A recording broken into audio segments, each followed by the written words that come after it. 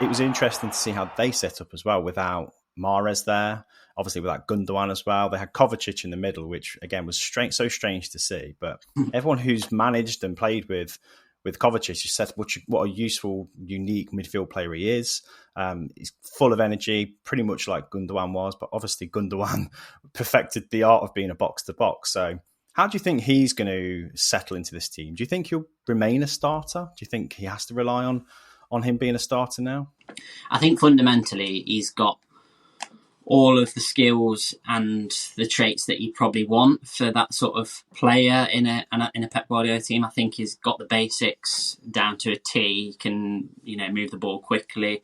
He's kind of hustles and harries when he needs to, which is, for me, he's probably been Chelsea's best midfielder for the last 2 or 3 years, I think, in terms of consistency. I think it's a great signing at 30 million, was it, or something like that? But you know what you're going to get from him, and I think that's the main thing. He's going to give a 7 out of 10 majority most weeks.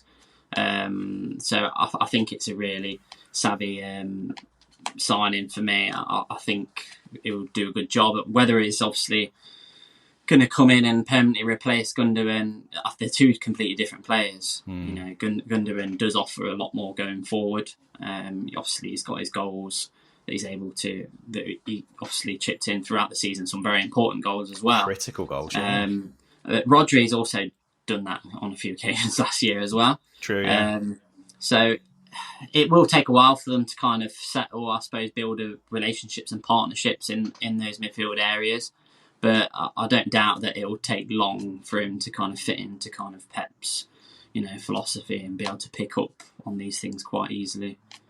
Yeah, it was interesting because Mahrez isn't there anymore to see whether he will actually put his faith in youth Pep Guardiola, because there are a couple of players there that have had a good pre-season, especially with Cole Palmer, the goal scorer, fresh off the under-21s, played really well out there at the Euros, didn't he?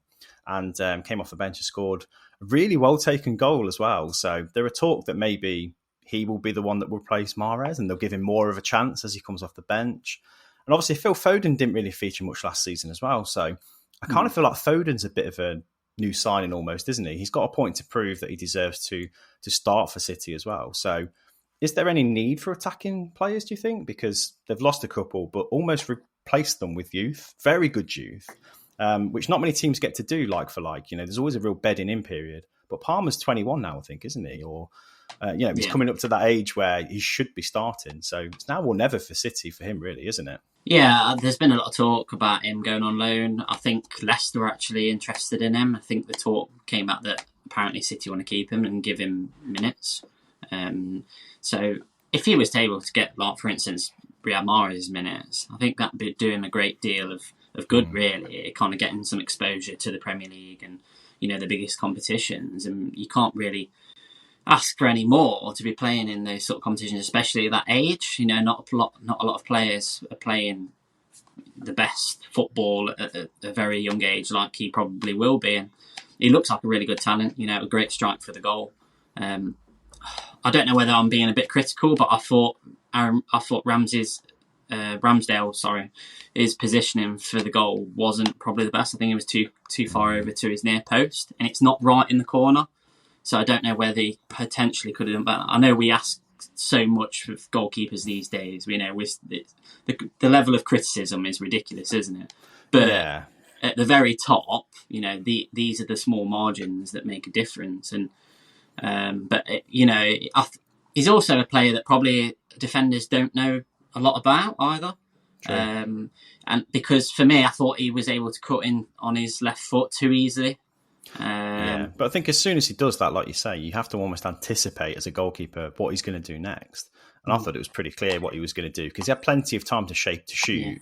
So you could see it coming. But the technique, let's take nothing away from it. He lifted the ball so well from the off that it was always going higher than the goalkeeper could reach. So fair play to Palmer, really, for executing it so well. It was the same with the Trossard goal. He cut in on his left foot, and no one really closed him down. And by the time they did, he'd already taken the shot, and that obviously had the rub of the green, and I think it took like two deflections. But I'll just put it down to early on, and obviously we're in pre-season now. I think people are still building up their match fitness. I think it's difficult to to kind of defend, obviously with full concentration and being quick off the mark, for the full 90 minutes or 110 minutes. God knows what it's going to be. And obviously with the new changes to injury time and whatnot. And obviously there's a lot of talk on that at the minute. But I think it's encouraging to see. I thought it was quite a good game. Not very often you see entertaining Community Shield games, but I thought this was quite a good watch. Well, it was the third Community Shield in a row that City have lost. So the way their seasons have panned out recently as well, I don't think you can read an awful amount into it, especially last season when they went on to win the treble. So yeah, a good kind of gauge for both teams to see where they are. But I don't doubt these two teams are like the favourites for the title still. The squads they've got, I can't see any teams running them close. And I include Manchester United in that as well. It looks kind of daunting for the rest of the Premier League, really, because the gap almost feels like it's getting wider to winning the title. This City project, honestly, they culminated in a treble last season, and it feels like it's at the peak of the mountain now, doesn't it? And it feels like they can only build on that and try and evolve the team bit by bit, year on year, and replace players that are coming to the end of a cycle with new players like they have been doing this season. And I think they've done that really smartly. And it pains me to say because, you want City to trip up and fall at some point, don't you, to give us a chance to catch up. But they've invested money so well in the academy. The products are coming through. All the players they're signing are quite targeted. They've made a few transfer mistakes, don't get me wrong. But how many of their academy players that didn't make it have they sold on to other teams for a big fee? A lot, isn't it?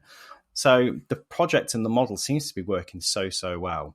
And I can't see that not continuing, really, unless they just get complacent and lose the hunger for after winning the treble.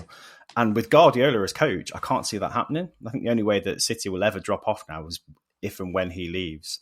That's the only way. I think the intensity that they always bring and he always brings will change, don't you?